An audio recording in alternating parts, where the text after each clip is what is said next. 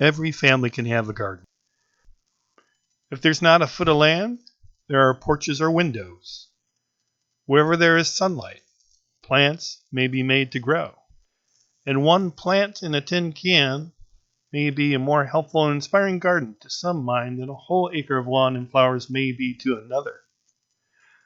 The satisfaction of a garden does not depend on the area, nor happily upon the cost or rarity of the plant. It depends upon the temper of the person. One must first seek to love plants and nature, and then to cultivate that happy peace of mind, which is satisfied with little.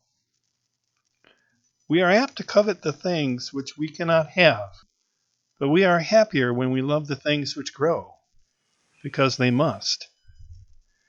If I were to write a motto over the gate of a garden, I should choose the remark which Socrates made as he saw the luxuries in the market.